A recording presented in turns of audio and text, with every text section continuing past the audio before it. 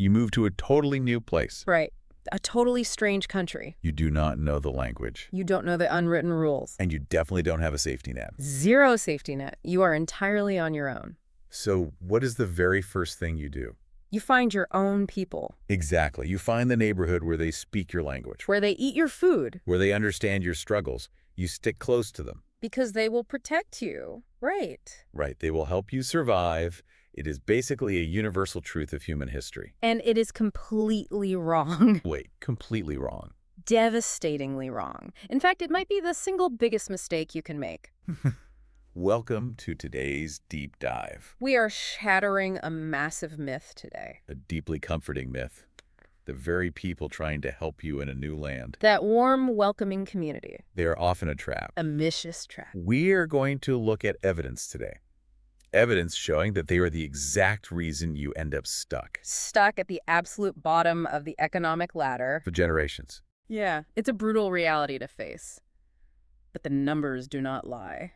We are unpacking a massive investigation today. A data-driven investigation by the researcher Katherine Eriksson. She pulled decades of cross-oceanic census data. Data from what we call the age of mass migration. We are hunting down the warm, fuzzy myth of the ethnic enclave. And we are exposing the invisible economic shackles it creates. Right. The invisible shackles. And before you tune out, before you think this is just some dusty history lesson, I'm going to stop you. why should you care? Because this is fundamentally about you. Whether you are moving to a new city, Or transferring to a massive new corporate division. or just navigating your own internet feeds, The instinct to stick with your own kind is hardwired into your brain. it is a craving for a comfortable bubble. And that exact instinct might be actively destroying your potential right now. Let's start by looking at these invisible shackles. You think your community is a safe harbor. You think it's a launch pad. The data proves it is a swamp. Okay, let's unpack this. Listen to these numbers, because they completely blew my mind. They are shocking. During the age of mass migration, we are talking the late 19th and early 20th centuries. The average U.S. county was actually pretty diverse. Right. Only about 12% of the population was foreign-born. But the average immigrant wasn't living in an average county. They completely ignored the broader country. They refused to live in a normal place. They clustered. They isolated themselves entirely. They lived in specific counties.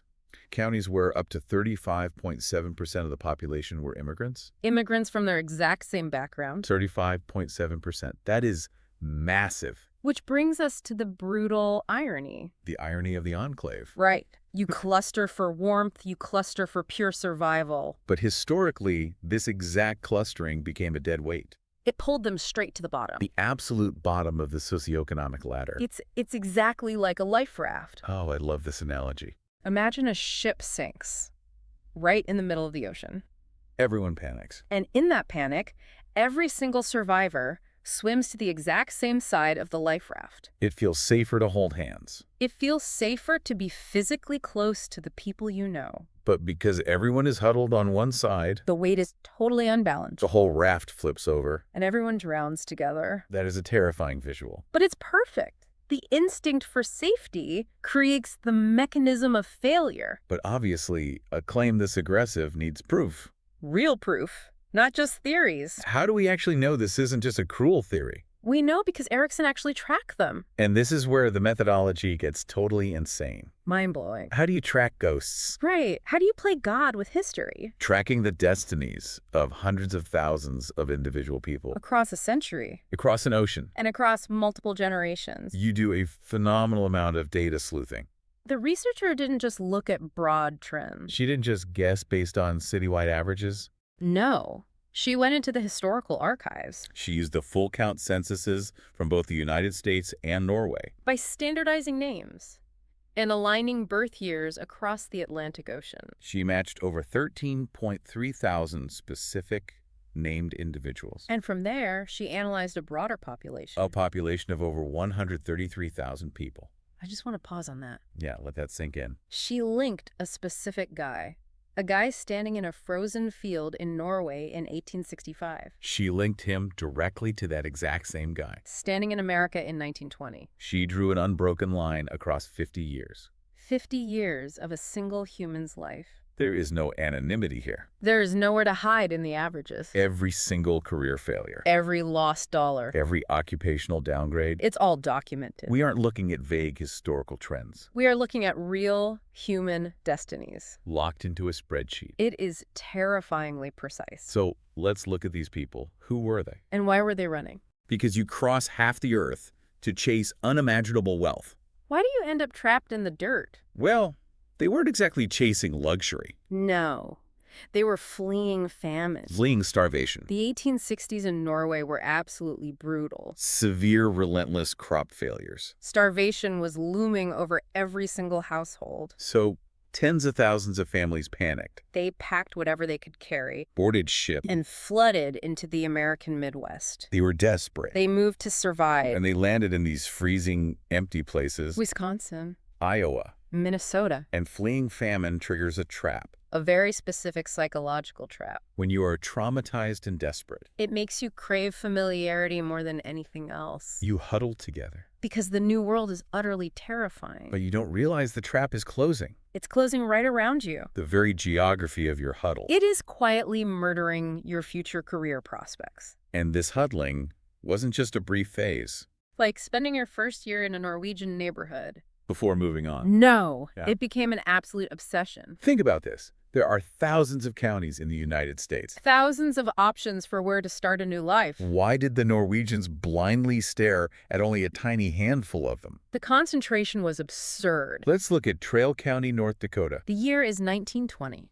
A staggering 27.8% of the entire county was born in Norway.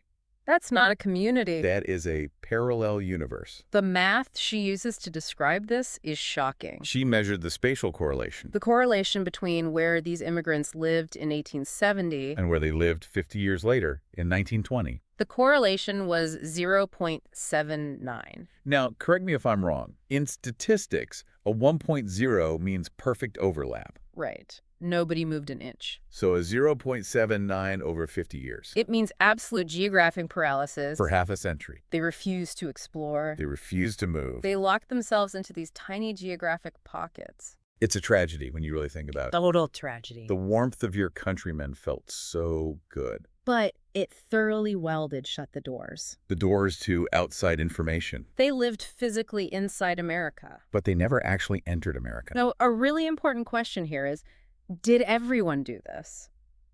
Did every immigrant group trap themselves in the same way? The answer is no. Look at the English immigrants during the exact same period. Right, the English never huddled together like this. They arrived, and they vanished into the broader crowd almost immediately. The Norwegians huddled, they suffocated. And they only scattered generations later. Why such a massive difference? It comes down to the cycle of enclaves. And the price of fitting in. English immigrant enclaves never exceeded 5% of the local population. They assimilated instantly. But Norwegians, their numbers skyrocketed. To a 17% enclave rate by 1870. And it took until 1920 50 full years. for that number to drop back down to 4%.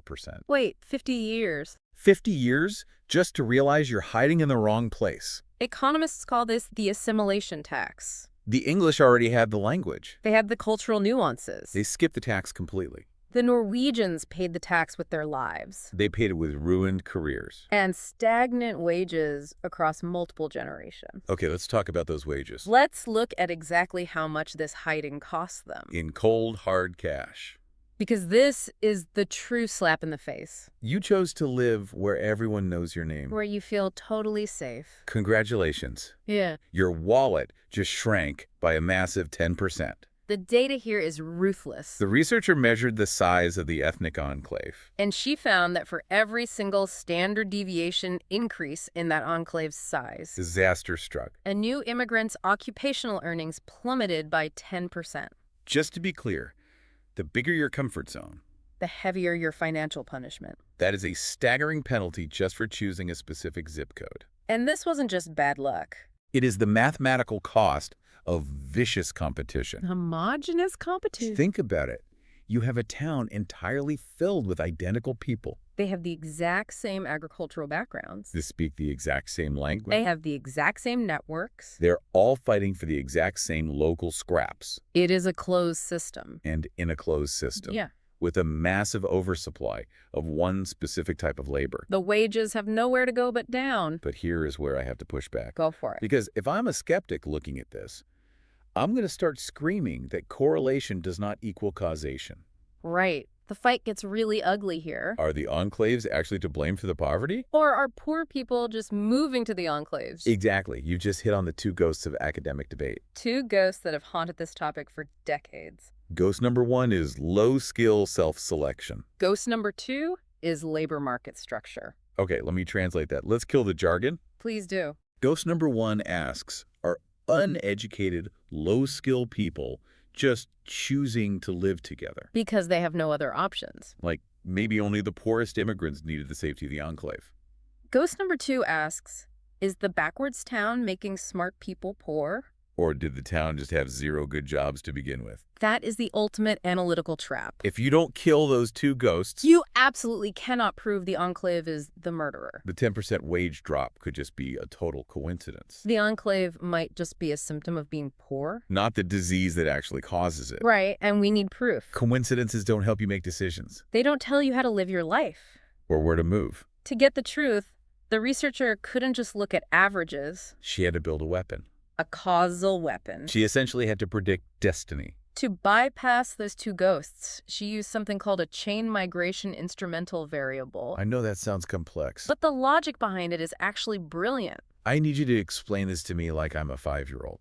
Okay, let's break it down. Because right now it just sounds like statistical magic. Imagine I'm Lars, a Norwegian immigrant. How does this prove anything? Let's use Lars. Imagine using the muddy footprints of Lars's uncle from 1880 Okay. to perfectly predict how poor Lars will be when he arrives in 1910. Wow. Here is how she did it.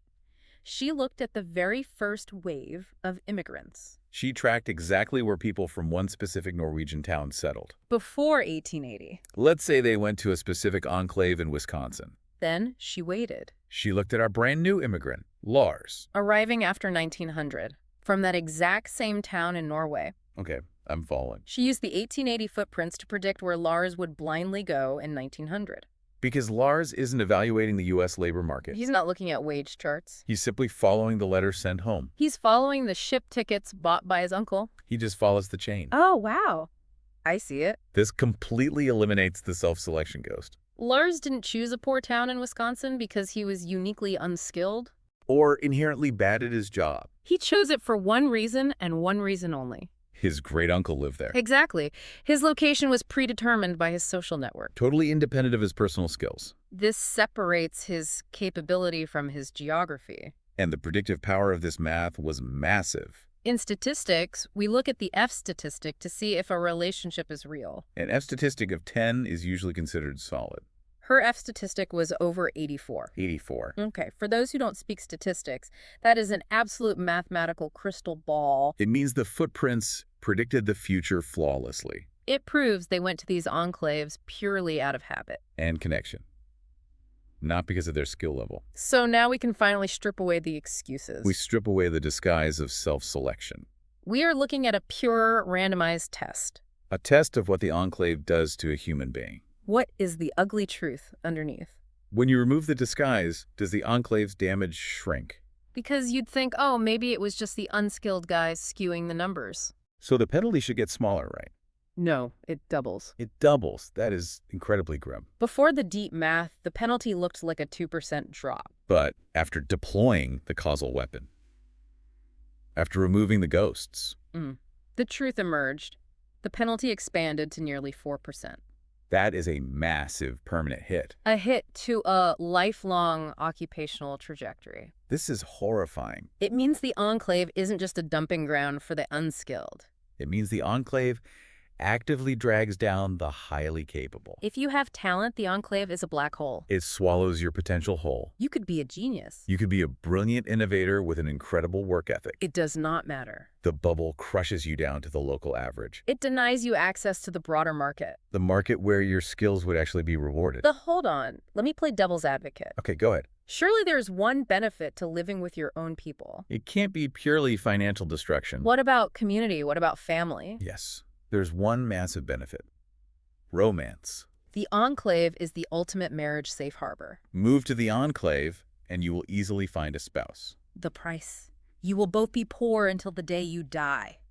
The trade-off is absolutely sickening when you look at the numbers. For every 1% increase in the enclave size, Marriage rates spike by 4.4%. you find love instantly. You find someone who shares your values, who shares your language. But simultaneously, the rate of working completely unskilled jobs spiked by 5.7%. It's a cruel biological trick. The enclave offers incredibly high marriage rates. It promises family.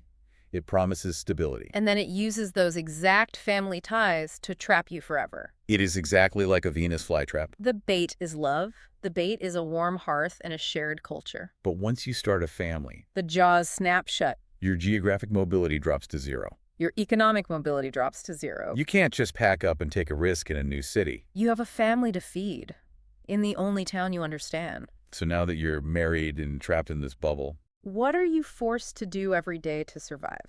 you face the iron lock of agriculture. The enclave forces you to work the dirt. Is this building wealth? Because farming sounds noble. Or is it a life sentence of occupational stagnation? The numbers don't lie. As the enclave size grew, The probability of farming skyrocketed. consequently, the chance of holding a white-collar job dropped. It dropped by a brutal 3.4%. They were locked out of the future. The late 19th and early 20th century was a time of explosive growth in America. Industrial growth, corporate growth. And they were chained to a plow. This is the tragedy of path dependence. The father farms because the enclave only has farms. So the son farms. The enclave violently cuts the cord to the modernizing economy. The rest of America was industrializing. Building factories, inventing new financial systems. The enclave was literally stuck in the mud. They weren't building empires. They were just inheriting chores. But I have to ask, why didn't they just leave? Right. If you see the rest of the country getting rich, Why didn't Lars just take a train to Chicago and get a white-collar job? because of the invisible wall. The invisible comfort zone. You live like a king inside your bubble. You know everyone. You are respected. But step outside, and you are entirely deaf. Step outside, and you are entirely mute. In these massive enclaves, immigrants had zero incentive to learn English. They had zero incentive to acquire U.S.-specific market skills. You can buy bread in Norwegian. You can go to church in Norwegian. You can borrow money from your neighbor in Norwegian. You feel completely safe.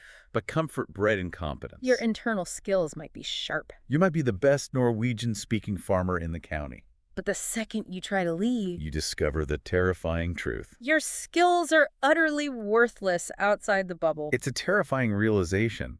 Imagine you are 40 years old. You decide you want more for your family. You cross the county line, walk into a business in Chicago. And nobody understands you. Nobody wants what you are selling. You have no network. You immediately retreat back to the enclave. Now, some skeptics reading this study might try to deny this. They might say, well, farm income is notoriously hard to measure. Maybe the researchers just calculated the money wrong. Let's crush that doubt entirely, because Eriksson anticipated this. Right, the robustness checks. This is the trial by fire for any data set. We changed the math 5 different ways. Is the poverty just a data illusion?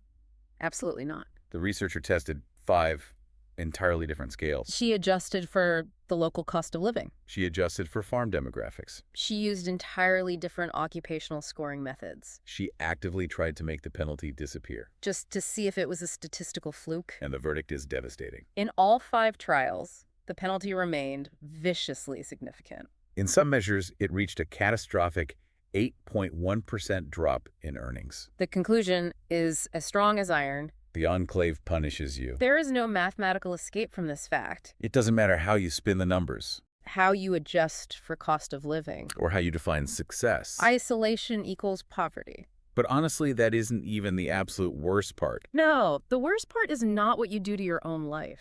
You made your choices. The worst part is what you accidentally do to your kids. Hereditary destiny. The shadow of the second generation.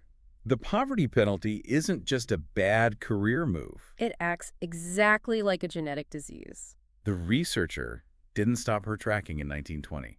She tracked the children. She found the little boys who were 3 to 15 years old in 1920, And she hunted them down in the census records. all the way to adulthood in 1940. This is where the story gets really dark. These parents moved to America to give their kids a better life. They braved the ocean. They braved the famine. They sacrificed everything. But the data shows they accidentally wrote a tragedy for their children. Let's look at the brutal numbers for these kids. The second generation struggle.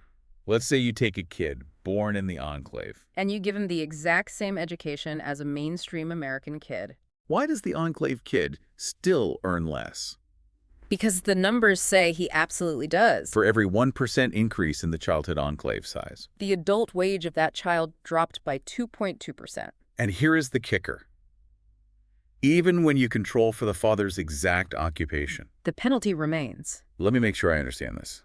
So if you have two fathers who are both farmers. Right. One lives in an integrated county. One lives in a massive Norwegian enclave. Both of their sons go to school for the same number of years. The Enclave kid still gets hit with a penalty when he grows up. Yes, because the Enclave injects a slow-acting poison. It denies the child external social capital. It denies them mainstream networks. It denies them the subtle language nuances. The slang. The cultural shorthand needed to win interviews. Or negotiate deals outside their hometown. The playing field was never level.